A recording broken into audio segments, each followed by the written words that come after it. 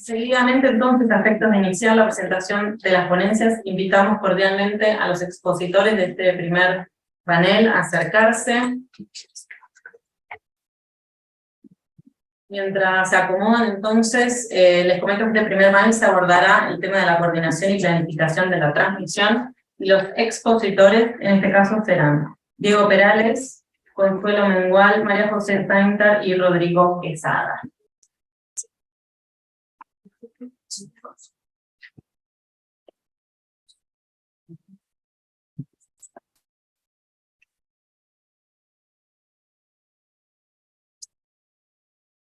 Les recuerdo, por favor, que tienen 15 minutos y en honor al tiempo vamos a tratar de ir cumpliéndolos. Yo voy a hacer una señal, no sé cómo para cuando les queden 3 minutos. Si ven que me pongo nerviosa, es eso. Muy bien. Nuestro primer expositor. Sí, los minutos se envían que vayan a los. Buenos días. Pero bueno, nuestro primer expositor, el señor Diego Perales Roers, es licenciado en Derecho por la Pontificia Universidad Católica de Chile, ha cursado diversos diplomados y cursos de especialización en la Universidad de Chile, Universidad Católica y Universidad de Ibáñez, en materia de responsabilidad extracontractual, litigación y negociación. Del 2019 al 2022 fue jefe jurídico de la Comisión Nacional de Energías, ente regulador en nuestro país. Y su ponencia se titula En defensa de la independencia del coordinador y la regulación vigente. Buenos días, agradezco a Alejandro por esta jornada que participé desde un comienzo, hace 20 años, 22 años atrás, que me sorprende que hayan pasado tanto años. Si alguien me hubiera preguntado hace un año atrás que yo iba a hacer una ponencia en defensa del coordinador, dije, alguien está mal de la cabeza, porque la verdad que mi vida ha sido pelear con el coordinador. Lo ha sido cuando estaba en la empresa y lo ha sido cuando estaba en el regulador. Pero la vida da cambios y uno tiene que aprender de los cambios que da, y uno empieza a aprender de, creo que, la importancia de la experiencia. Hace unos meses atrás se empezó a escuchar con el cambio de gobierno, con el cambio de ministro, se empezó a escuchar como alguna tensión en el ambiente y veían en el coordinador como responsable de los males del sistema eléctrico. Y ahí, con el profesor Claudio Moraga, profesor de la Universidad de Chile en Derecho Administrativo, coincidíamos desde perspectivas distintas de que el coordinador era un ente auténticamente independiente. Él había llegado a través de esa opinión, con una opinión de derecho administrativo, mirado no desde la perspectiva de quien está en el mercado eléctrico, que era mi caso. Yo estando en el mercado eléctrico, lo que puedo afirmar indudablemente es la independencia. Y lo puedo afirmar porque la he vivido en el lado contrario, peleando con las decisiones del coordinador. Peleando cuando está en la autoridad y peleando cuando está en la empresa. Entonces, cuando alguien sostiene que el coordinador no es independiente, la verdad es que no entiendo a qué se refiere. Yo, haciendo un esfuerzo para efectos de preparar esta presentación y coincidiendo plenamente con lo que decía el profesor Vergara al comienzo de esta presentación, estas son jornadas de derecho eléctrico. Son jornadas que debiéramos reflexionar sobre lo que tenemos. Es bueno mirar hacia dónde vamos, pero veamos ¿de dónde partimos? Yo creo que eso es fantástico en el... Perfecto. En lo que nos quiere contar sobre el coordinador. Nosotros, ¿de dónde venimos? También sería bueno reflexionar si el coordinador tiene alguna responsabilidad en los problemas actuales del mercado. No lo veo. ¿Qué significa ser un coordinador independiente y cuáles son los desafíos de la coordinación? Esos 4 temas me gustaría. ¿De dónde venimos? La historia, eso no es nuestro generador eólico nuestro, pero son de los primeros generadores eólicos y dónde estamos. Ahí, transcribo no se va a leer muy bien, pero son transcripciones literales de la ley del año 82, después de la modificación o de la dictación del reglamento del año 97, 2005. No modifiqué ninguna expresión de la ley, quité alguna para poder ponerlo en la presentación. ¿Y qué nos dice la historia? Que desde el año 82, nuestra primera ley, la que regula hoy día el sistema eléctrico, señala que las empresas deben actuar correctamente. Si esto fuera como un edificio, este es el primer piso. Nosotros, en la primera ley, cuando se crea, dice, mire, usted tiene que actuar correctamente. No dijo mucho más que eso. En el 97, el reglamento ya habló de los SEDEC, lo describió. Y aparecen cosas interesantes ya en el año 97, de las normas T, de las normas internas, del reglamento interno, y empieza a ser más clara y precisar esta institucionalidad que es el coordinador. En el año 2005, un cambio relevante, la ley Corta 1, que efectivamente fue corta, ya estableció con mayor precisión cómo iban a operar el coordinador eléctrico. Y esto es una construcción. Lo que tenemos hoy día es el resultado de un proceso, que es lo que les quiero explicar. Un proceso que yo creo que es virtuoso, que es lo que les quiero defender en esta presentación.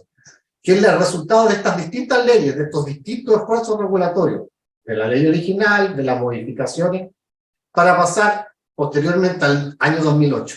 ¿Qué ha ido sucediendo en la regulación? El coordinador se ha ido independizando. ¿De quién? De las empresas. Cuando actuaban coordinadamente, las empresas se coordinaban entre sí. Todos los esfuerzos han sido de tratar de fijarle algún marco normativo al coordinador, independizarlo. ¿De quién? De las empresas. Entonces, cuando dicen que el coordinador es independiente, y lo dice la ley, está diciendo independiente de las empresas. ¿Puede ser más independiente de las empresas? No lo creo. La verdad es que ya no me imagino qué más independencia se le puede agregar al coordinador de las empresas, y así es como incluso hoy día se llama el coordinador independiente. Acá está el detalle de cómo cada una de estas reformas fue construyendo la situación, el régimen actual del coordinador. Ha sido un esfuerzo. Yo decía, con cierta exageración, pero pensaba en que este coordinador independiente tiene héroes. Héroes menores, pero héroes. Yo pienso el profesor Alejandro Vergara, cuando veía, el profesor Alejandro fue a defender la independencia del coordinador de la Contraloría, cuando la Comisión Nacional de Energía, en esos esfuerzos de independizar, no de la empresa, del coordinador, quería regular con mayor detalle las decisiones que tomaba el coordinador, y comenzaban las tensiones. El profesor Alejandro tuvo que ir a la Contraloría a reclamar que esto era ilegal, que no era posible que los procedimientos internos tuvieran este bloqueo por parte de la regulación en distintas materias. Y así hay distintos héroes, pequeños héroes. Yo pienso que el mismo Juan Carlos Olmedo, que está acá, ha demostrado la independencia que tiene el coordinador respecto a la empresa y de la autoridad. Y eso es un proceso. Cuando pasemos a revisar la expresión autonomía, independencia desde el punto del derecho administrativo, mi conclusión es que la autonomía es fácil de obtener. Está en la regulación. La autonomía lo da la ley. La ley le va a decir, fíjese su presupuesto. Cuando un organismo autónomo va a tener reglas que va a ser posible que el regulador las establezca, el legislador. ¿Qué independencia no? La independencia es algo más filosófico. Tiene que ver con la forma que uno se plantea en el sistema de derecho. La independencia siempre hace un trabajo en desarrollo. Con la misma regulación que tenemos hoy día, podríamos tener un coordinador no independiente. Todo depende de cómo se relaciona con la autoridad, en lo que crea, y con la empresa, crea este concepto de independencia. Entonces, yo creo que es bueno, leía también un profesor de una ponencia del profesor Ramiro Mendoza, que hablaba del tema del fanatismo de que las autonomías que estuvieran establecidas en la Constitución y la independencia. Y ahí hace un análisis bien interesante de una mirada de derecho administrativo, pero en un carácter divulgador, de esta diferencia entre autonomía e independencia. Y concluye lo mismo. La independencia es un proceso que se gana. La autonomía se puede obtener. Hay organismos autónomos muy poco independientes y hay organismos no autónomos bastante independientes. La autonomía es un proceso.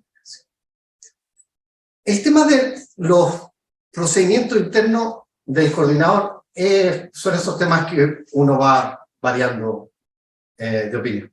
Yo les contaba cómo en el año 97 ya el regulador veía la necesidad de que el coordinador tuviera la posibilidad de dictar procedimientos internos. Y lo contempló especialmente en el reglamento. En la reforma del 2016, cuando se creó este coordinador independiente, el Estado no veía con buen ojo estos procedimientos internos y trató de restringirlo al máximo. Y así todos sobrevivieron al procedimiento interno. Es un éxito de la independencia coordinada. Pese a los esfuerzos que ha hecho la ley por eliminar los procedimientos, existen.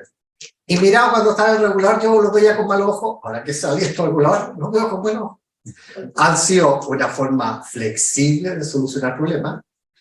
Y tiene una cosa fantástica, que no tiene ninguna autoridad más en el sector eléctrico, y también lo decía el profesor Berger, el panel. Nuestro sistema, también lo decía Juan Carlos Meo, cuando hablaba de la regulación, nuestra regulación ha sido una creación de esfuerzo. No llegamos donde estamos, no somos los líderes en Latinoamérica en desarrollo de energía renovable, sino el éxito de varias reformas que han sido consistentes en el tiempo. Y esa reforma, una de las más valiosas, ha sido la creación de un coordinador, que hoy día es independiente, al principio semi-independiente, y un panel de expertos. ¿Por qué no me cuesta hablar del coordinador? Porque si uno discrepa de la opinión del coordinador, tiene el panel de expertos. Yo creo que otra idea que tengo siempre del sistema eléctrico es que este sistema, me enseñó a mí un panelista, me decía, esto es sin picarse. Uno cuando va y discrepa, puede ir al panel. Eso es fantástico. Eso no se puede decir de las decisiones que toma la Comisión Nacional de Energía, salvo en estrictos temas tarifarios. De absoluto no se puede decir de las decisiones del ministro, que hay que seguir un proceso bastante más largo en los reglamentos, Contraloría. Contra el coordinador no, existe un panel de expertos independiente que es posible discrepar de todo, pese a que la norma que estableció la ley también pretendía disminuir las discrepancias. Pero en la práctica, el panel de expertos ha tenido un criterio abierto y se ha podido discutir de todas las decisiones de coordinador. ¿Qué institución más fantástica esa para el sistema eléctrico? Cuando uno piensa en la espina dorsal de nuestro sistema eléctrico, de nuestra regulación eléctrica, son las empresas.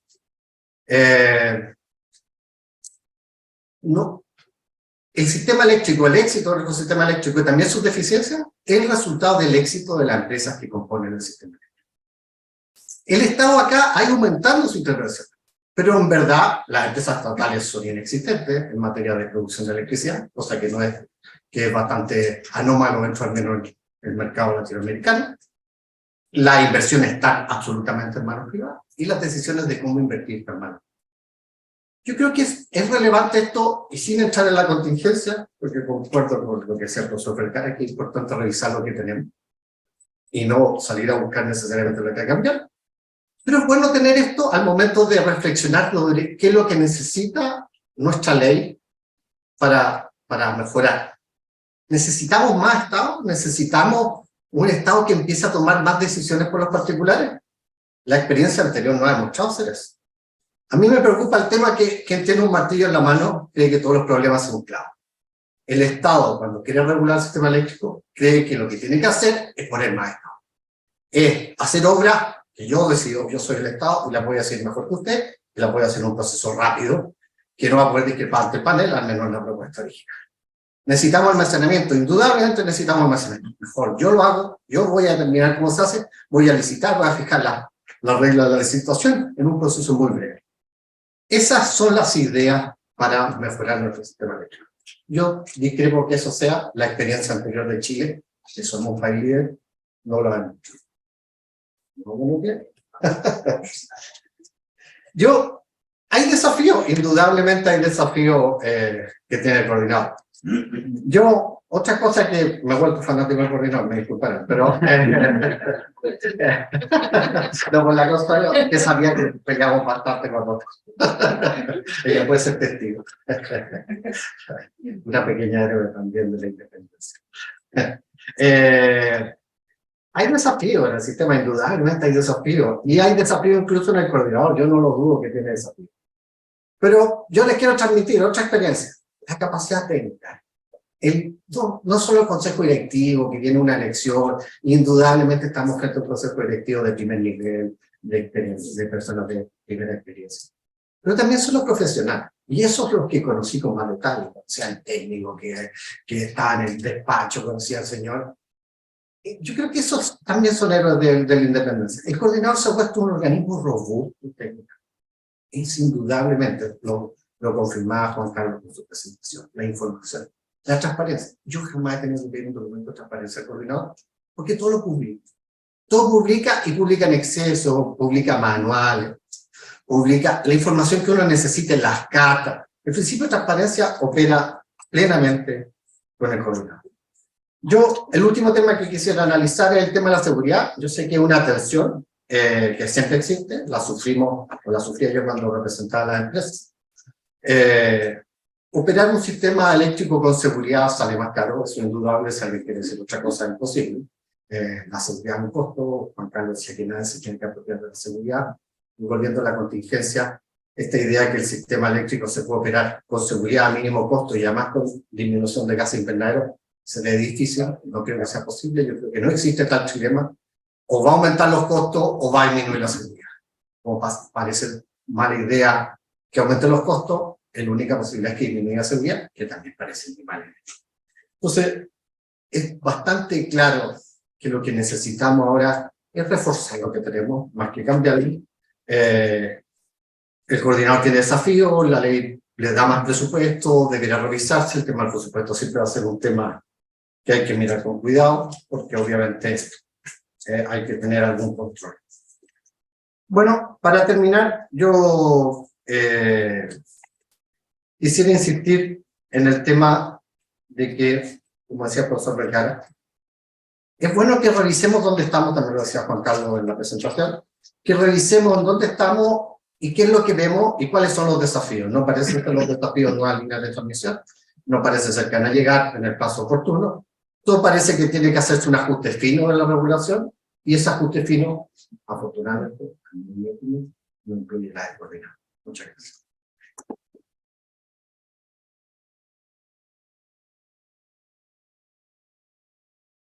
Muchísimas gracias, Diego Perales, por la presentación. A continuación, la segunda expositora es la señora Consuelo Mengual Enríquez, actual directora de la Unidad Legal del Coordinador Eléctrico Nacional, Master of Law de la Columbia University School of Law de Nueva York, Estados Unidos, licenciada en Ciencias Jurídicas y Sociales de la Universidad de Chile. Y su ponencia se titula Los principios de la coordinación y los desafíos de la ruta hacia la carbono neutralidad. ¿No? Recuerdo 15 minutos, por favor. Ah, sí.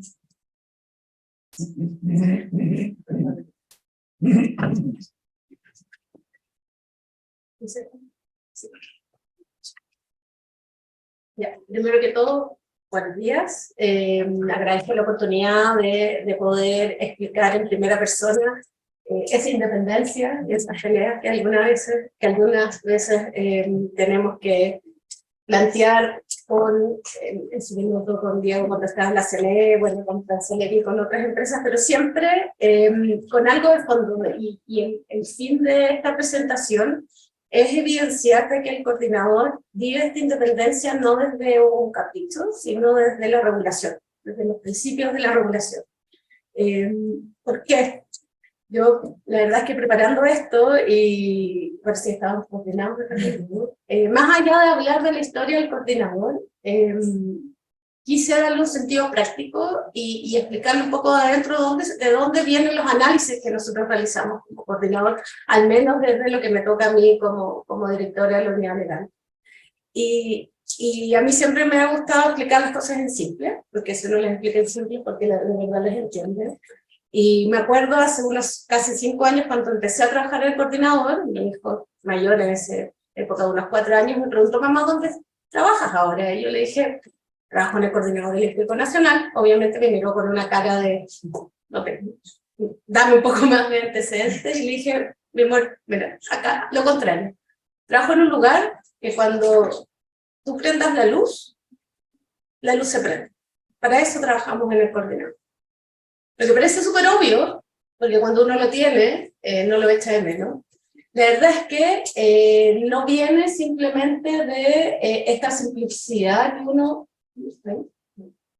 Esta simplicidad de que uno no está funcionando. ¿Así? Ya, esta simplicidad de que uno le puede explicar a un niño chico, pero sí tiene que ver con finalmente cuál es el rol que nosotros tenemos como Coordinador Eléctrico Nacional.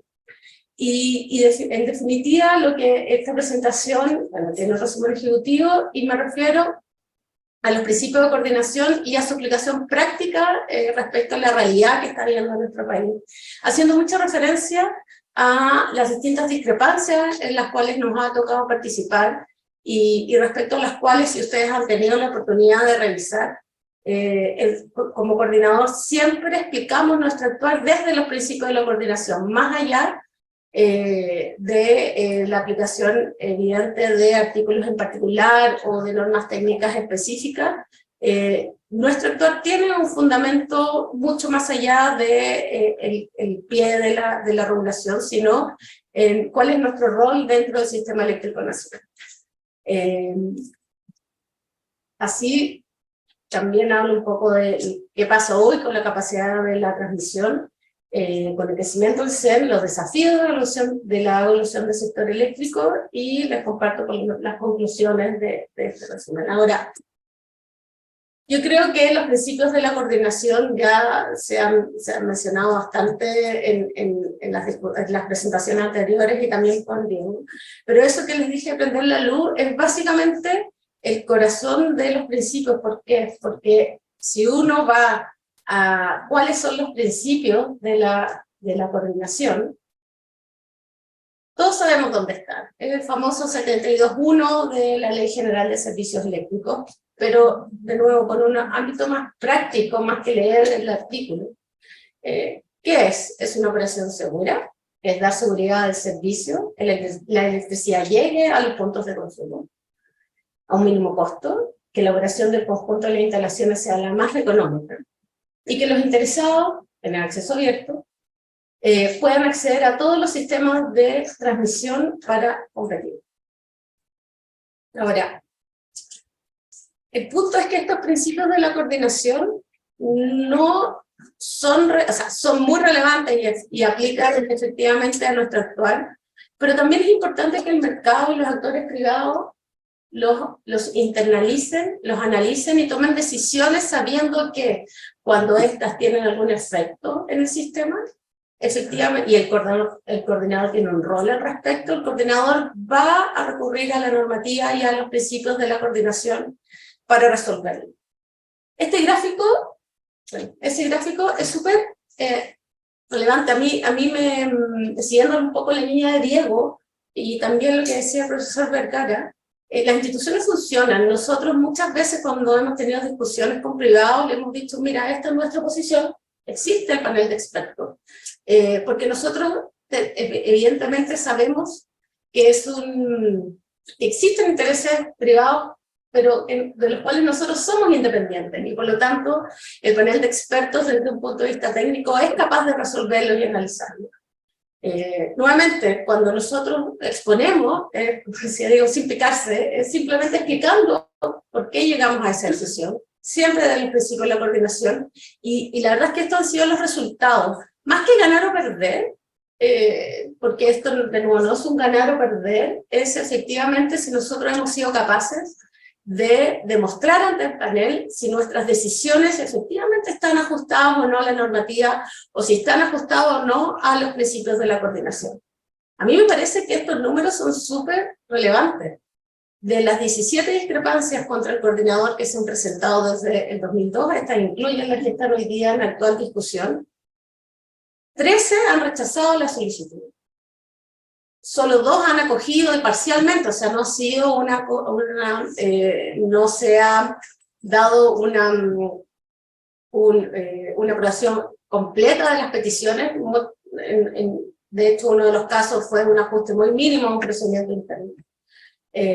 Ninguna se ha acogido totalmente la petición del discrepante, y tenemos 2 sin tramitación.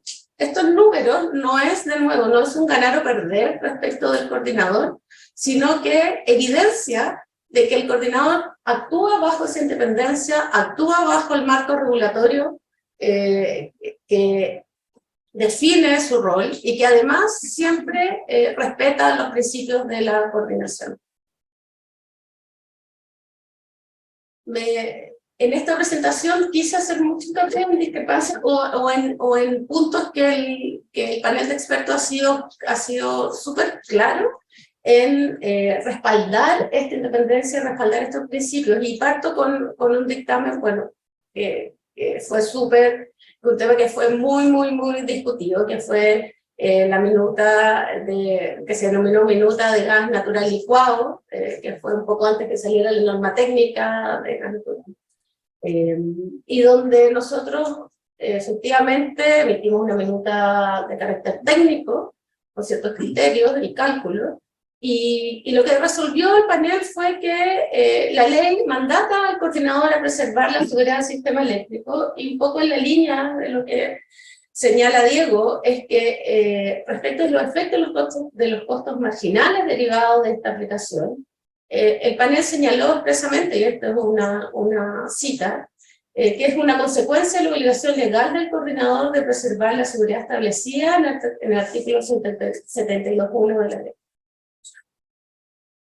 Ahora, ¿cuáles son los desafíos de la transición energética? No me quiero detener mucho en este punto, y creo que Juan Carlos hizo una presentación bien clara de los desafíos y del estado actual, no a nivel mundial y también a nivel de nuestro país. Sin embargo, quiero quedarme en un punto en particular, que desde 2008 a la fecha ha aumentado más de un 34% la participación de energía renovable en el sistema, que no es menor, y que impone no solo desafíos desde el punto de vista técnico, sino que también desde el punto de vista de toma de decisiones. Como veremos más adelante, ¿por qué? Porque hay nuevas tecnologías, hay nuevos desafíos que muchas veces la regulación no avanza a la velocidad requerida, como es acá y es en cualquier parte del mundo, y es ahí donde los procedimientos internos efectivamente toman un rol relevante, tratando de dar certeza, pero también tratando de habilitar efectivamente estos avances tecnológicos, siempre desde la regulación y de los principios de la coordinación. Ahora, un punto importante que quise hacer hincapié, porque hemos tenido muchas discrepancias y discusión incluso en la superintendencia respecto a este punto, es la capacidad de transmisión. Esta es una foto del 2002. Esto es lo que señaló, o sea, 2022. Esto es lo que señaló Juan Carlos en su presentación respecto a qué pasa con las señales de localización. Nosotros tenemos un país, esto es muy casi cliché ya, largo y angosto.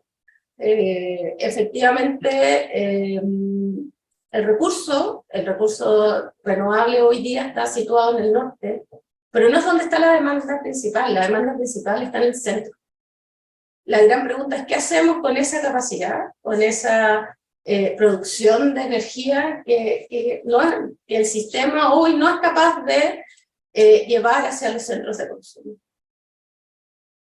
¿Cuál es la consecuencia que nosotros vivimos de nuevo desde el punto de vista práctico de toma de decisiones del coordinador? Es que esta disparidad entre el aumento del proyecto de generación y respecto a las líneas de transmisión que permiten evacuarse los centros de consumo, nos vemos cada día con más solicitudes de acceso abierto, muchas de ellas rechazadas porque no hay capacidad técnica disponible. Donde los puntos de conexión a veces tenemos más de 4 interesados en orden de prelación, esperando que los proyectos anteriores se caigan. Y efectivamente un aumento de vertimiento. La verdad es que esto es información que creo que estamos todos conscientes, pero es importante ver qué pasa desde el punto de vista del coordinador. Y aquí quisiera destacar el punto respecto a esta idea de relajar el criterio N-1 que ha surgido en algunas discusiones, pero que nunca ha sido discutido de manera directa en discrepancia, se ha discutido de un poco manera tangencial. Sin embargo, cuando hablamos del famoso criterio N-1, no es más que la bajada técnica del principio de seguridad. No es un invento, de hecho, si uno ve a nivel comparado, es un criterio que se aplica en muchas otras jurisdicciones. ¿Y qué permite? Permite controlar que una contingencia simple se propague al resto de las instalaciones, garantizando la seguridad de suministro a clientes finales. Aquí quisiera destacar algunos dictámenes del nuevo panel de expertos, sobre todo nosotros entendemos lo que ha generado todos los trabajos en el sector de Puerto Montt. Pero efectivamente el panel ha confirmado de que las medidas adoptadas por el coordinador tienen por objeto preservar la seguridad del área, consistente con el criterio de la Unión. Y que en ese sentido, cuando el coordinador limita las transferencias de energía más económicas de norte a sur a la capacidad de uno de los circuitos por razones de seguridad, es en base al criterio N-1 que la normativa ha establecido para operar el sistema. Ahora, las facultades del coordinador para instruir la instalación de automatismos para el control de transferencia. Esto es un punto importante desde dos perspectivas. Uno, desde el cálculo de capacidad técnica disponible, y también respecto a una revisión general de todas las alternativas que existirían en orden de imponer automatismo y rebajar los costos del sistema. Nuevamente, esto fue llevado a panel. Hay dos discrepancias en particular donde, de acuerdo a la normativa, el panel de expertos señaló expresamente que este tipo de implementación de automatismo que no tienen que ver con la seguridad del sistema, que eso está tratado en la normativa de servicios complementarios, son de resorte de los interesados. Por lo tanto, una capacidad técnica disponible no puede suponer que es posible establecer o agregar un automatismo si ese automatismo no existe, o si ese automatismo realmente no ha sido requerido al coordinador. Por otro lado, también en ese mismo dictamen se señala muy claramente cuáles son las alternativas de los desarrolladores cuando efectivamente se quieren conectar a una instalación que no tiene capacidad disponible, que también pasa por un acuerdo con el propietario. Entonces, esta discusión también se llevó a otro tipo de discusión, en una denuncia que se hizo contra el coordinador por un supuesto incumplimiento a la normativa eléctrica, respecto a que existiría una obligación general de la instalación de este tipo de automatismo. Estamos hablando de automatismo para controlar las transferencias. Pero nuevamente, recientemente la superintendencia fue muy clara en señalar de que esto no constituye un incumplimiento porque no era parte de las facultades del coordinador. Lo mismo, y en el mismo tema, pero ya en orden de discrepancia, el panel definió exactamente lo mismo. ¿Por qué? Porque son de iniciativa de los coordinados. Ahora, esto no significa que el coordinador no vea este problema. En general, al revés. Lo que ha hecho es emitir un procedimiento interno, efectivamente, de diseño, implementación y operación de automatismo para el control de transferencia, donde se señalan todos los criterios, los requisitos que impone el coordinador en toda la normativa y los principios de la coordinación para cuando estos tipos de automatismos se requieren. Ahora, ¿cuál es la clave finalmente? La pregunta es, y acá quiero remitir a lo que señaló Juan Carlos, hoy día las señales de precio y la condición de acoplamiento, la solución a la problemática no se encuentra necesariamente en la construcción de nuevas líneas de transmisión nacionales y obviamente mucho menos en relajar el criterio de N-1 o la implementación de nuevos automatismos, sino que ¿qué es lo clave aquí? Soluciones de almacenamiento, y seguir avanzando en las acciones de optimización y automatización que el coordinador hoy día se encuentra desarrollando y que lo ha hecho desde su creación. Solamente me quiero referir últimamente a los procedimientos internos. Yo creo que Diego ya señaló lo importante. Los procedimientos internos finalmente, ¿para qué nos sirven? Los procedimientos internos son un proceso participativo de carácter técnico. Todos los procedimientos internos se publican, se reciben los comentarios, se analizan los comentarios, se publican nuevamente y además son objeto de discrepancia en el panel de expertos. Muchas veces estos procedimientos rigen materia de detalle, de normativa que existe, pero también existen casos en que, como el que quiero señalar acá, en que tratamos temas que no estaban específicamente señalados, que es este procedimiento interno de automatismo. Y ahí ha sido la única vez que se ha discutido de manera de al fondo cuál es la facultad del coordinador respecto a estos procedimientos internos cuando no existe normativa, y el panel señaló dos puntos muy importantes, no solo que estos son cómo refleja el coordinador el cumplimiento de su rol, sino que además señaló su importancia en la evolución del sistema y cómo de alguna manera estos procedimientos también son capaces con la flexibilidad y rapidez que pueden ser emitidos, ayuda a la evolución constante de hoy. Las conclusiones, la verdad es que solamente son 3 ideas fuerza. Recordar que el coordinador cumple su rol desde los principios de la coordinación y de la normativa. Los invito a revisar las discrepancias ante el panel de expertos, donde van a encontrar esta argumentación de una manera sistemática en nuestras presentaciones. Pero estamos conscientes también que estos principios sobre la redacción actual no son excluyentes de la transición a una matriz energética carbono neutral. Sabemos que alcanzar esta carbono neutralidad es un desafío, pero ese desafío tiene que internalizar estos principios y tomar medidas concretas como el almacenamiento y la optimización. Y finalmente quería solamente señalar que a medida que aumenta la velocidad en que el sector eléctrico se desarrolla, siempre hay situaciones que no van a estar reguladas, y es ahí donde los procedimientos internos cobran especial relevancia. ¿Por qué? Porque buscan finalmente habilitar un crecimiento de avances tecnológicos en energía sin afectar la provisión de un servicio seguro, confiable y de calidad. ¿Cuál es nuestra visión? Facilitar esta transición energética. Esto es lo que está en nuestra ruta hacia la descarbonización, porque queremos seguir siendo responsables de que cuando nosotros prendamos la luz, así cuando mi hijo me pregunta, la luz se siga prendiendo, pero obviamente desde un avance hacia la carbono neutralidad. Muchas gracias.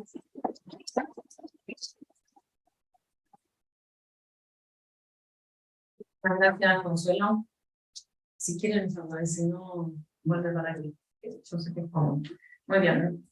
Nuestra tercera expositora es la señora María José Salazar, es abogada de la Universidad de los Andes, con posgrados en Medio Ambiente y Desarrollo Sustentable, en Derecho a Recursos Naturales, Convención en Energía y Regulación Económica, en Mercados de la Energía, Aspectos Normativos y Económicos de la Transición Energética.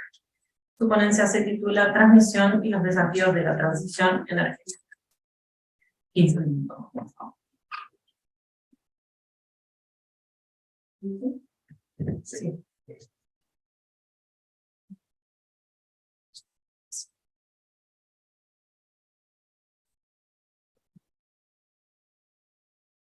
Buenos días a todos, muchas gracias por venir hoy. Y como mencionamos antes, yo les voy a hablar acerca de la transmisión y los desafíos de la transición energética.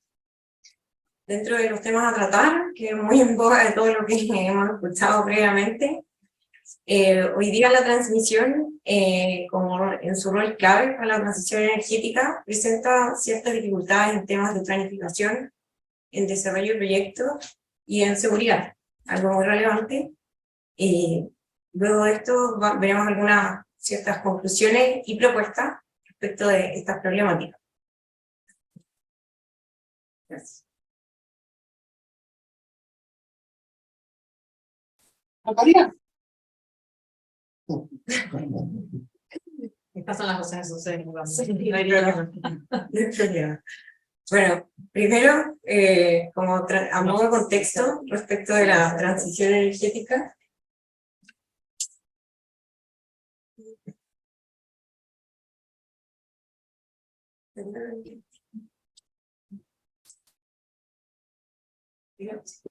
ahí sí, ya. A modo de contexto de la transición energética, se entiende por qué entendemos hoy que la transición es el sector habilitante de la transición energética.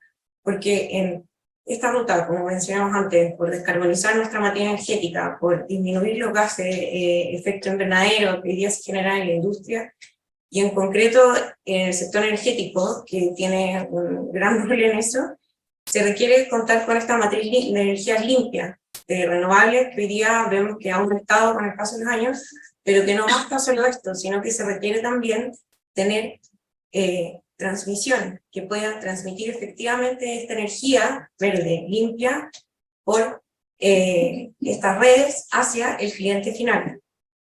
Por tanto, hoy día vemos que para lograr la meta de descarbonización que tiene fijada el país dentro de los tiempos, requerimos contar con esta mayor transmisión que tenga la capacidad de llevar esta energía de calidad y limpia a tiempo desde los polos de desarrollo, de generación, al cliente final para su consumo por medio de estas redes seguras y resilientes, para así contar con una efectiva descarbonización de nuestra matriz.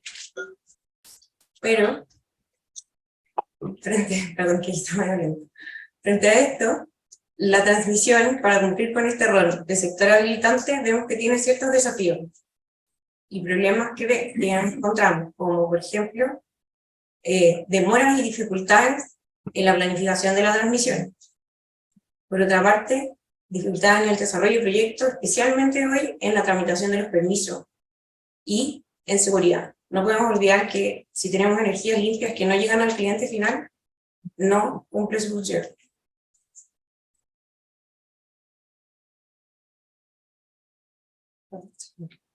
Bueno, en primer lugar, abordemos la planificación. ¿Qué dificultades vemos hoy día como transmisión en la planificación? Partamos por un retraso excesivo en los procesos de planificación de la transmisión. Los plazos que están hoy establecidos en la normativa vemos que no se están cumpliendo. El primer problema hoy día es que la metodología actual de la planificación no permite evaluar correctamente las obras que se necesitan. ¿Y esto con qué se relaciona? Con que hoy día necesitamos más obras para cumplir las necesidades actuales del sistema eléctrico. Estamos llegando tarde en lo que necesita nuestro sistema, entonces debemos considerar dentro de la planificación medidas tanto de corto, mediano y largo plazo. Hoy día no se están revisando ni evaluando infraestructura que se requerirá a partir del año 2030, porque considerando que los proyectos se están tardando tanto en desarrollar, es necesario planificar con la antelación que hoy día el país necesita.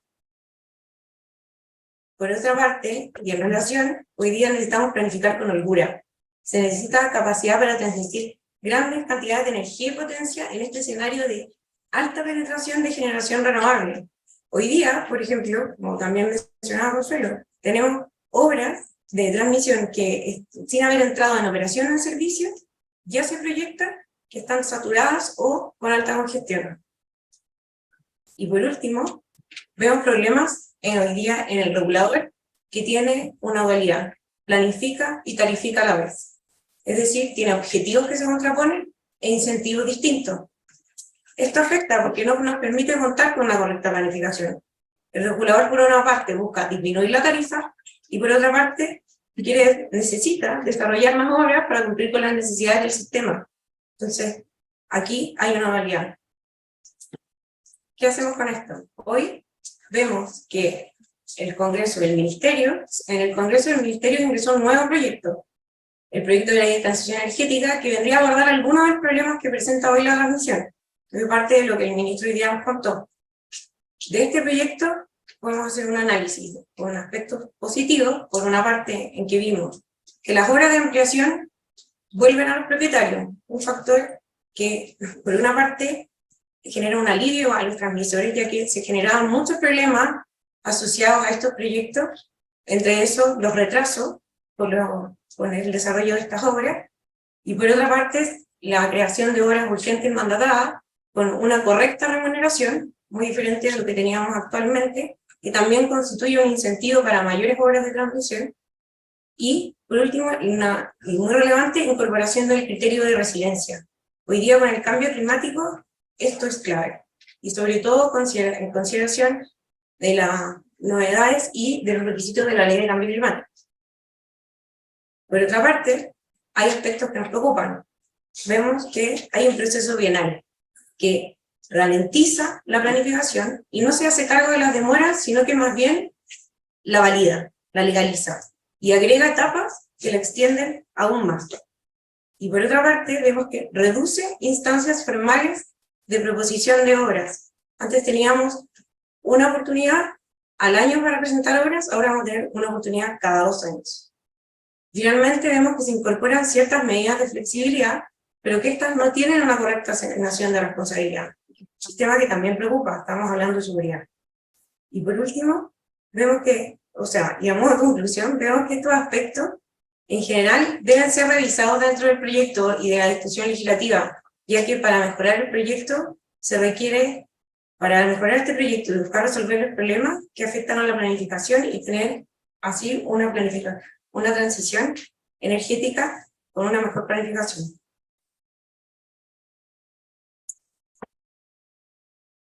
Bueno, por otra parte, y a continuación, vemos ciertos desafíos que se enfrenta la transmisión en el desarrollo del proyecto. A modo de contexto, recordemos que las obras de transmisión, los proyectos de transmisión, pueden tener su origen en obras por artículo 102, proyectos de transmisión dedicados, y las obras reguladas del plan de expansión, que muy bien licita el coordinador, entre obras nuevas y obras de ampliación. Pero es el transmisor en el que en el desarrollo de estos proyectos se encuentra con ciertos obstáculos, y que por sobre todo hoy hay uno que nos tiene con incertidumbres y atrasos excesivos. ¿De qué es lo que estamos hablando hoy día? Permisología.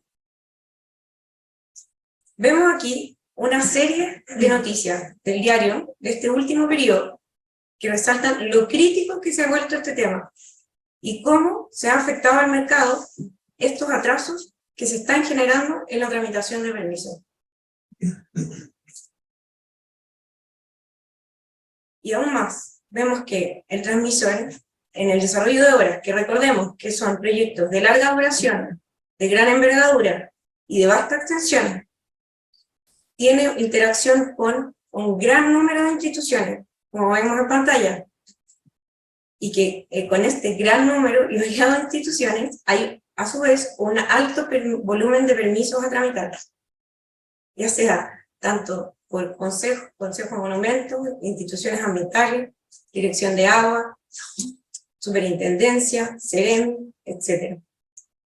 Entonces, y asimismo, dentro de estos permisos y tramitación encontramos ciertas etapas y permisos que tienen carácter crítico. ¿A qué nos referimos? Permisos críticos que tienen la aptitud para producir retrasos o detener de frentón el procesos o actividades, hitos o etapas o incluso puesta en servicio del proyecto. Por ejemplo, vemos dentro del servicio de evaluación ambiental hoy día que la evaluación se ha complejizado y que dentro de las PAC y la consulta indígena el proceso se ha alargado. Hoy día tenemos proyectos de transmisión que llevan 3 años en tramitación ambiental. Un consejo de monumentos nacionales donde hay trámites que por su gobernanza y forma de resolución permisos demora hoy día meses. Un CONAF que sin unificación de criterios, donde cada región tiene sus propias reglas, y así sucesivamente. Bueno, ¿qué genera esto? Dificultades. Vemos que el transmisor tiene incertidumbre de plazos legales y resolución de los permisos, falta claridad, falta transparencia, descoordinación entre las distintas autoridades sectoriales, cuando vemos que más de un órgano resuelve un permiso, disparidad de criterios en la aplicación de normas, no se están ciñendo lo que establece la ley. Vemos también un proceso politizado, aquí las reglas cambian conforme cambia el gobierno de turno. Y vemos que hay diferentes interpretaciones por un mismo organismo en diferentes regiones. O sea, aquí el criterio de la ubicación geográfica no es lo que establece la ley. Bueno, aquí también a modo ilustrativo vemos un cuadro que también proviene de las mismas noticias de este último periodo, en que se ve el número de tramitación de permisos, que del periodo 2018-2022 y el comportamiento. Vemos que hay un gran número de ingresos y así un número de retrasos. Bueno, ¿en qué se traduce lo anterior? ¿Cuáles son las consecuencias de esto? Vemos que por una parte estamos con años de demoras en tramitación de permisos en los proyectos.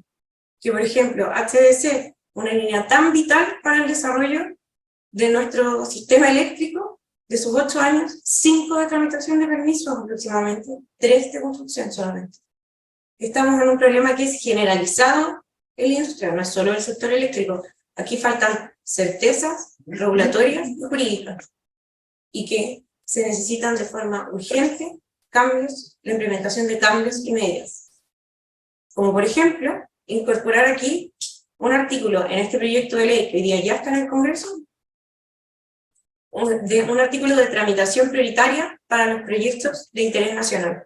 Esto es un proyecto de interés nacional que, si bien busque, este artículo busca dar certezas y seguridad a los inversionistas, mantenga el más alto estándar ambiental.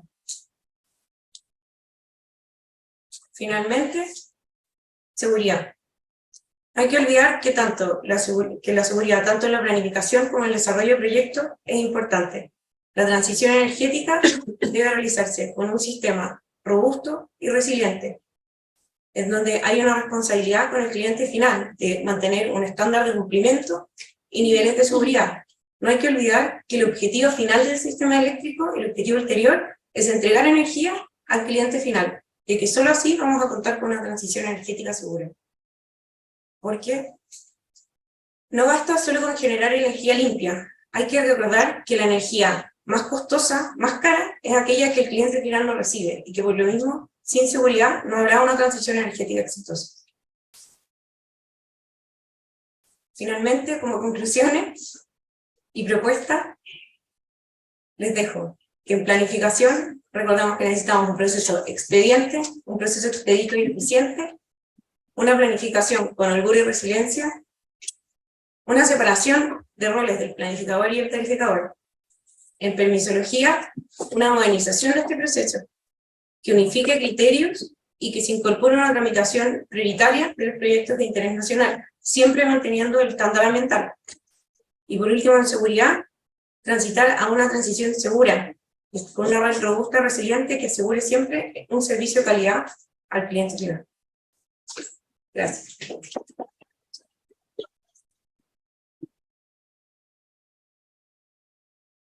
Gracias, María José. Muy bien, ahora el último expositor de este cuarto panel. Es el señor Rodrigo Quesada Marín, bienvenido. Rodrigo es abogado con posgrados en Regulación y Competencia, en Derecho de los Recursos Naturales, con mención en Derecho de Energía, en Gestión y Regulación del Agua, y en Política y Regulación Energética. Su ponencia se titula Planificación de la Transmisión Eléctrica, experiencia, diagnóstico y reformas para abordar la transición energética. Hola, buenos días.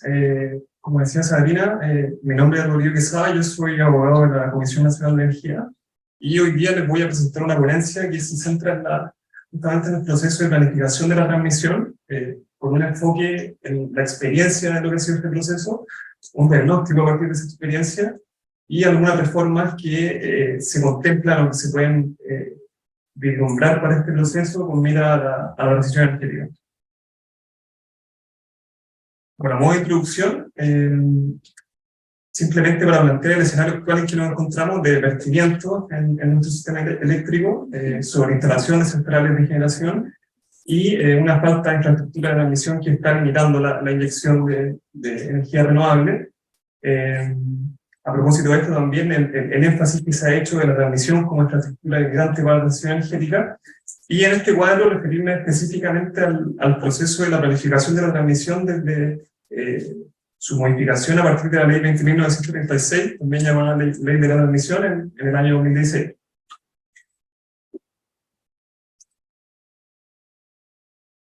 Bueno, respecto a la ley 29.036, un poco de contexto de su promulgación, si bien esto es ampliamente conocido, pero para darle un poco de introducción, en el año 2016 existía un diagnóstico sobre una falta de robustez y visión a largo plazo en el diseño del sistema de transmisión, también una falta de consideración de las exigencias sociales, ambientales y territoriales en general en los proyectos de transmisión, consecuentemente un retraso en la entrada en operación de los proyectos, y evidentemente también algunas consideraciones económicas, como el hecho de que un sistema de transmisión robusto minimiza las congestiones, facilita la conexión de los proyectos, y por tanto reduce el precio de la generación al existir una mayor competencia en este segmento. Ahora bien, ¿cuál fue específicamente la regulación que estableció la ley 20.936 respecto al proceso de planificación de la transmisión?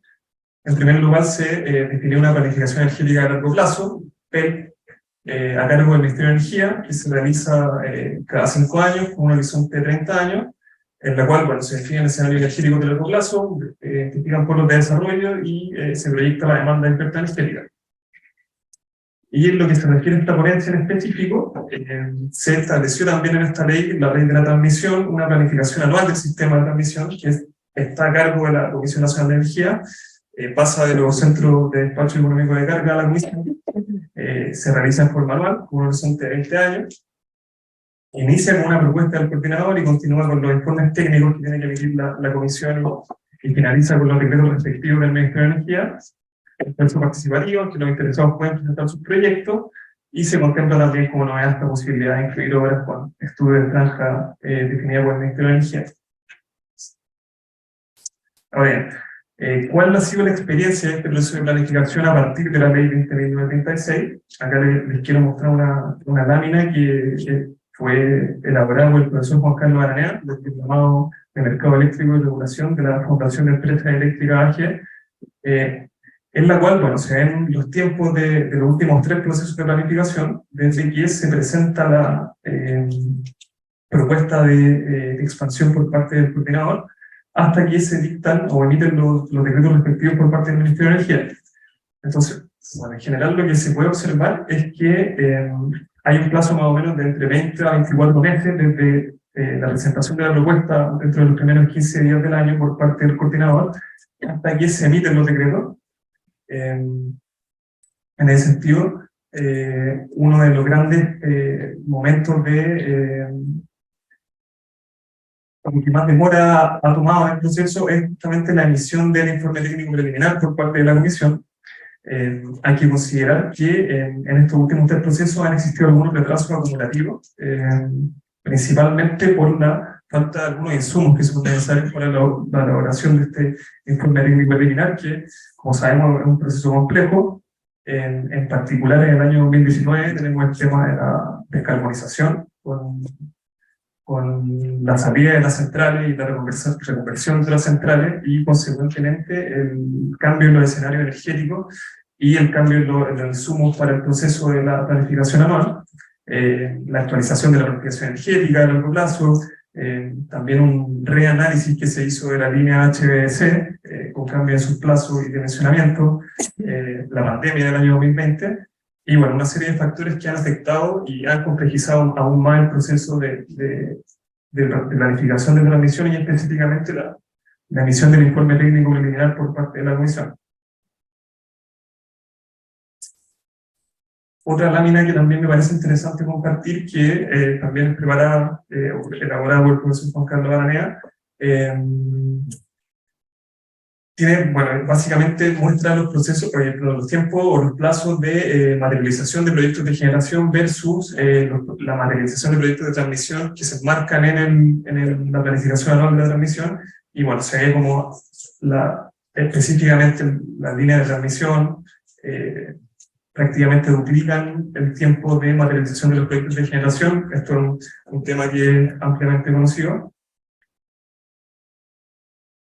Y por último, les quería mostrar también una lámina que, si bien es un tema que no atañe directamente a la planificación de la transmisión, sí le incumbe bastante, que son los plazos en la materialización de obra que ingresan o que obtienen su permiso a través del artículo 102 de la Ley General de Servicios Eléctricos, que son básicamente estas obras urgentes y necesarias que se abstraen o se excluyen del proceso de planificación anual de la transmisión, cumpliendo ciertas reglas y requisitos que establece la ley y el reglamento. Y bueno, acá se puede apreciar como una misma obra, como lo puede ser una nueva subestación o una ampliación de línea existente, en el caso de ingresar por el artículo 102, puede disminuir sus tiempos de tramitación a la mitad respecto de si es que estas obras se incluyen en la planificación anual. Ahora bien, a partir de la experiencia que les he mostrado en el proceso de planificación, me gustaría compartir un diagnóstico que tenemos respecto a lo que han sido estos procesos de planificación desde la ley 20.936. En primer lugar, y bueno, como es evidente, la complejidad del proceso ha hecho que se extienda, pero me gustaría resaltar la palabra excesivamente entre signos de interrogación, porque como he reiterado, el proceso de planificación es un proceso complejo, en que nuestra regulación establece una serie de criterios y factores que se tienen que tomar en cuenta, objetivos, eficiencia económica, competencia, seguridad, diversificación, minimización de riesgos de abastecimiento, holgura, redundancia. Hay una serie de criterios y factores que complejizan aún más este proceso, y que, bueno, si queremos poder incorporarlos todos en el proceso, evidentemente se requiere un tiempo que quizás no se condice con lo que está actualmente establecido en nuestra regulación. También un diagnóstico bastante evidente, que el tiempo de materialización de las obras continúa siendo muy superior a la generación, al tiempo de materialización de las obras de generación. Pero a propósito de estos dos primeros diagnósticos, quería resaltar que se detectan algunos espacios de mejora en nuestra regulación, de la planificación específicamente, y que, bueno, tiene relación con que, evidentemente, hay obras que tienen una complejidad mayor, que requieren un tiempo de análisis que es mayor, y no por darnos todo ese tiempo requerido para el análisis de estas obras más complejas, vamos a tener que adaptar a obras que quizás sean un poco menos complejas, requieran menos tiempo de análisis, o hayan sido analizadas en procesos anteriores y se tenga para los procesos posteriores un análisis ya más acabado. Y bueno, en ese sentido también el artículo 102, relativo a la obra urgente, se ha transformado en una válvula de escape para la conclusión rápida de algunos proyectos de transmisión que no se quieren sujetar, o no es posible que se sujeten a los tiempos de la planificación anual. Ahora bien, en cuanto a las reformas de la planificación en específico, me quería referir brevemente a la reforma que se contempla en el proyecto de ley de transición energética que presentó el ministro y al cual se refirió María José. En primer lugar, bueno, la planificación energética a largo plazo se divide o se pasa a estar conformada por 3 instrumentos específicos de carácter más territorial, que son el Plan Nacional de Energía, Plan Estratégico de Energía de Regiones y Polos de Desarrollo. En lo que tiene que ver con las modificaciones a la planificación de la transmisión en específico, también, bueno, el proceso pasa a ser bienal, es decir, cada 2 años, con 2 instancias de definición de obras de expansión al primer y segundo año, y que justamente va un poco de la mano con lo que yo me refería anteriormente respecto a estas obras que requieren, o que pueden requerir un mayor tiempo de análisis por su complejidad, versus aquellas obras que pueden salir antes por ser de una complejidad más acotada o haber sido analizadas anteriormente. Bueno, la Comisión define el conjunto de obras de expansión a partir de insumos del Plan Nacional de Energía y del coordinador y de insumos propios. Y por último me quería referir también a este nuevo proceso de obras urgentes mandatadas que contempla el proyecto de ley, es decir, que se diferencia de la obra urgente del artículo 102 que tenemos actualmente, en que justamente es la autoridad quien va a poder mandatar la realización de cierta obra urgente, ya sean de ampliación u obra nueva. En ese sentido, lo que establece hasta ahora el proyecto de ley es que bueno, estas obras van a poder ser mandatadas por la Comisión Nacional de Energía, ya sea de oficio o a solicitud del coordinador o del ministerio. Va a existir una pregunta preliminar, un informe técnico del coordinador y evaluación del ministerio, un plazo para que los interesados realicen observaciones, una propuesta definitiva, todo lo que aparece ahí, condiciones de ejecución, características técnicas, plazos, entrada en operación, valorización y calificación, decreto del Ministerio de Energía, y una licitación conforme al nuevo artículo 95, que básicamente nos dice que para la obra de ampliación la licitación va a volver a los propietarios de la obra, y en forma simplificada según lo determina el reglamento. Otro tema que también es importante resaltar y que se diferencia respecto a cómo están reguladas hoy día la obra urgente en cuanto a la remuneración, ya que en la obra urgente mandatada se van a remunerar de acuerdo con el valor de adjudicación de la licitación respectiva y no como obras existentes, que es como lo contempla actualmente el artículo 102. Finalmente, quería presentar algunas alternativas de reformas para el futuro, a diferencia de las reformas que tenemos ya en curso o en discusión, como el proyecto de ley de transición energética, y como vemos, pueden o no ser suficientes, pero sí abordan evidentemente algunos temas que han sido complejos en la planificación y que creemos pueden ayudar a descongestionar un poco la materialización de los proyectos. Y bueno, esto simplemente a modo de abrir un poco la discusión, entendiendo que el proyecto de ley evidentemente no es suficiente para abordar este retraso un poco endémico de la obra de transmisión respecto a los proyectos de generación, es que, bueno, parece ser prudente contemplar el estudio, el análisis de algunos cambios más estructurales o de diseño de nuestro sistema que nos ayuden a resolver de mejor manera este problema más en un mediano o largo plazo. En ese sentido, puede ser, por ejemplo, la definición de cambio en el acceso abierto, ya sea mediante la priorización de la conexión de proyectos, la limitación del acceso abierto, como se ha visto en otros mercados, el retorno quizás de algún tipo de señal de localización que pueda llevar a un desarrollo más armonioso de la generación en nuestro sistema eléctrico, ya sea, por ejemplo, a través de la sujeción de la conexión de proyectos a la realización de ciertas inversiones que vayan en beneficio del sistema, o otra señal podría ser referente al despacho de los proyectos de generación que se conectan en zona de congestión. Pero eso, la verdad, las presento a modo de discusión para que podamos contemplar, como les decía, reformas que puedan ser más estructurales y no solamente, como decía el ministro, que nos demos tiempo para pensar reformas más estructurales y no solamente abordar la coyuntura y los temas más urgentes como podemos estarlo haciendo hasta ahora. Muchas gracias.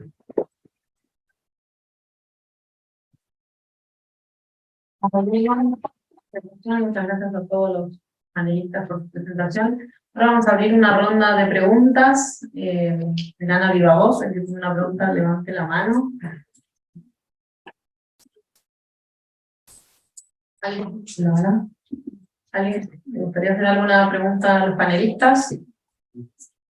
No sé, ahora las veo, no sé, ya, la ven ustedes primero. ¿Alguien de aquí, no? ¿No?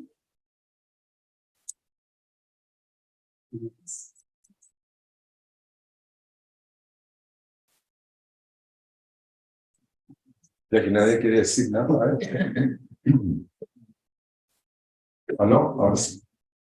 Nada, simplemente felicitarlos por todas las ponencias de ambos temas.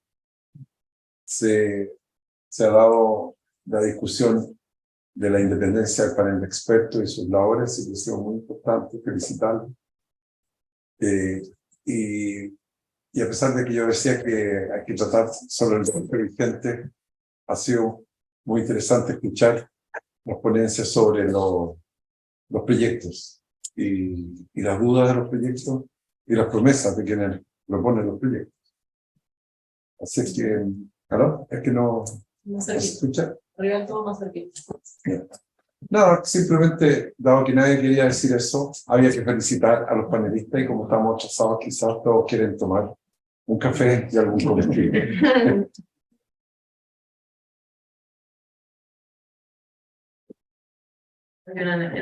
Ahora hablando de café, no. Bueno, Rodrigo, ¿cuál es la diferencia entre las obras urgentes del artículo 102 de la Ley General de Servicio Eléctrico y las nuevas obras urgentes mandatadas del proyecto de ley de transición energética? ¿Ayudará este cambio a descongestionar la transmisión? Bueno, cambio, la diferencia entre los dos procesos es básicamente lo que comentaba en la presentación, que bueno, son mandatadas por la autoridad, ya sea de oficio o a solicitud de algún interesado. Y yo diría que el principal cambio era lo que les comentaba, bueno, aparte que puede ser mandada por la autoridad, es el tema de la remuneración, que es un incentivo para tanto los interesados como la empresa respectiva a quien se le pueda mandatar la realización de la obra, tener una remuneración que esté más acorde con la inversión que implica, a diferencia de cómo está contemplado en el artículo 102 actualmente, que esto se remunera como obra exigente, que puede ser o no puede no generar los incentivos suficientes para que se realicen esta obra. Y bueno, si es que va a ayudar o no a descongestionar la transmisión, es difícil de predecirlo, pero sí da una herramienta más al regulador para poder abordar algunos temas que puedan ser más urgentes y que puedan ser más necesarios en el corto plazo de trabajo. Eso. Buenísimo, muchas gracias. Una pregunta, bueno, ¿sí? Última y así cumplimos con los plazos, es la verdad, jornada. Puede ser breve, por favor. Gracias, no imagino que nos va a ayudar. Trabajo con la transición energética y se me quedó en la cabeza lo que el señor Diego Perales dice acerca de trabajar con lo que tenemos, ofrecer seguridad a un mínimo costo. ¿Podría elaborar un poco más cómo cree usted que podría darse eso en el futuro? Sí. Bueno, yo Yo creo que ya varias personas lo han dicho, Juan Carlos lo ha dicho, cuando vemos las presentaciones de lo difícil que es construir líneas. Yo digo, no es como evidente que la solución no está en la construcción de líneas, porque modificar todos los procedimientos para llegar en un plazo, ¿cuánto lo hemos reducido? Muy poco. O sea, no se ve realista que nuestra transición se soluciona con acelerar los procesos de construcción de líneas. Yo creo que es más o menos evidente. Y por eso esta idea de que hoy día tenemos todas las condiciones para que el sistema, con la regulación existente, sea lo suficientemente capaz de acoger los desafíos que requerimos. Pensar que una ley que se va a dictar, que va a tomar alguna tramitación, que ha fijado un procedimiento, que va a cambiar el procedimiento de planificación, suena poco creíble que eso vaya a tener efecto en el corto plazo. Pensar en esto mismo de esta obra urgente. ¿Para qué hacemos tanto esfuerzo en una planificación del Estado cuando tenemos la puerta corta a la obra urgente? Yo no sé quién va a querer incluir una obra en la planificación cuando va a poder ir por la obra urgente. Y llamando lo que explicaba Rodrigo, que además va a tener mejor valorización, entonces está matando 102, está matando la planificación, como que se crea una excepción. Yo creo que lo que existe hoy día se puede mejorar, obviamente, pero debiera ser capaz. Nuestro éxito ha demostrado ser eso. Nosotros en Chile tenemos la mayor energía renovable, con un cambio legal quizás, que fue la licitación de las distribuidoras. Quizás lo podrían haber hecho las distribuidoras solas, pero no fue así, se le pasó a la comisión, y quizás es el único cambio legal que justifica el éxito que han tenido las energías renovables. Pensar que hay un cambio ahí secreto, alguna norma que va a solucionar nuestro problema es la imposición inicial. Yo creo que todo está en las condiciones actuales, dejar operar el mercado, hay cosas que se pueden mejorar, ¿nos va a llevar a una transición energética? Sí, es vital, no. Creo que por lo que tenemos, no.